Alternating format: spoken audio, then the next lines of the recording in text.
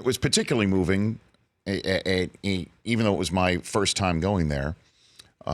Jay was telling me, you got to come to this one in particular because it's Memorial Day. Right before Memorial Day. Exactly. And the thing that struck me that I really wanted to bring to the audience of this show was how difficult a weekend and how difficult a day, Memorial Day, is for so many veterans. And I'd love for you to give voice to why that is. Yeah, it's for whatever reason, and I think that's a human condition. When certain dates come around, it can be really hard. So a lot of these people that come in, a lot of these veterans that come in, they've got those specific dates they remember where a tragedy occurred and they lost somebody or a group of people, and it can be different dates throughout the year.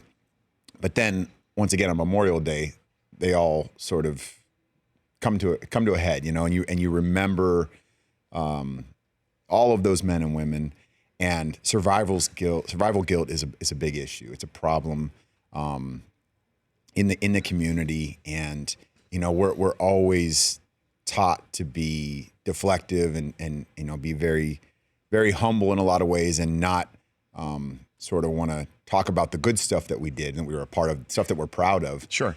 So we fixate on the sad stuff and the hard stuff. And then when we have a day like Memorial Day, where we're supposed to remember these people, we were never really coached to celebrate them, you know what I mean? And to remember them in this positive light and kind of live for them and spend that day and that time honoring them. A lot of times, we'll get stuck in this rut of missing them and feeling like, I wonder what if I could have done something different. We could have done something different. They should be here. I shouldn't be here. All these negative thoughts that they don't serve us.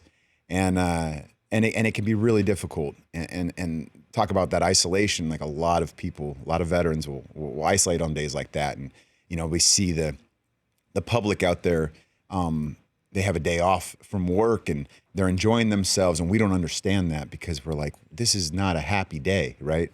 Where it should be, in a lot of ways. And then there's that conversation we were having Wednesday night about the whole thank you for your service debate. Yeah, I mean, and that's a tough one. Because towards the end, I guess if you will, civilians that were in the room spoke up.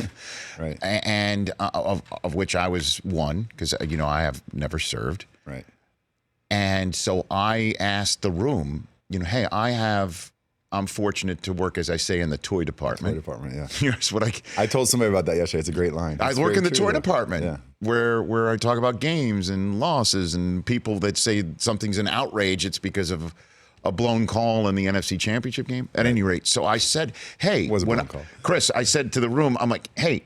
And I know your dad is in the Coast Guard, correct? Yes. And you went from military base to military base as a kid, right? We moved a lot when I was a kid. Right. So I say to the room, what should I say to people when I'm on my show Friday, say before the weekend of all these sports and the Indy 500s Monday, et cetera?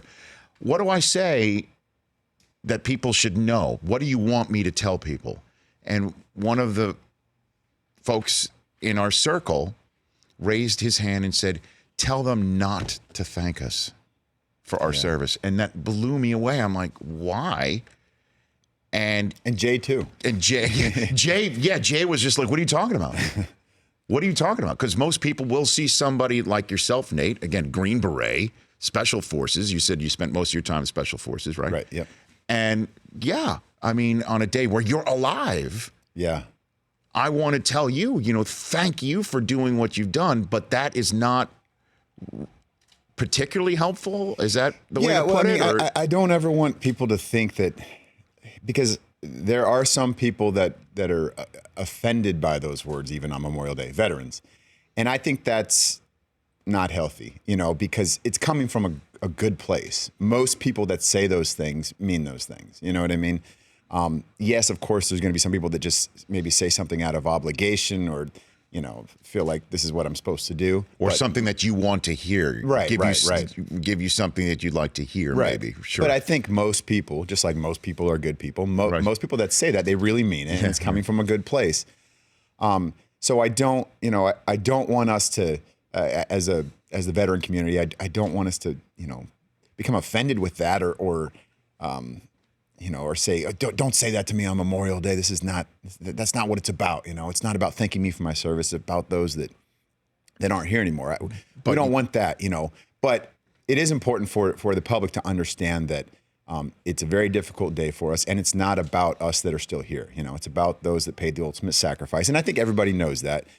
So on that day, and we talked about different things that could be said. There's a million things, and there's no perfect answer. There's no perfect expression or gesture. There's no perfect protest when it comes to protests. Yes, as you well know. But just important to, to maybe emphasize if you're having a conversation with someone, if you're going to reach out to someone that, today I understand it's a hard day for you, and I want you to know that I'm thinking of you and those that you lost. I'm remembering them. But I do appreciate what you do, and I am, you can thank someone for their service, but I think that it's important to caveat that just so they know that you understand what today is really about. For more of The Rich Eisen Show, tune to Audience Channel 239 on DirecTV for free on BR Live or download The Rich Eisen Show app.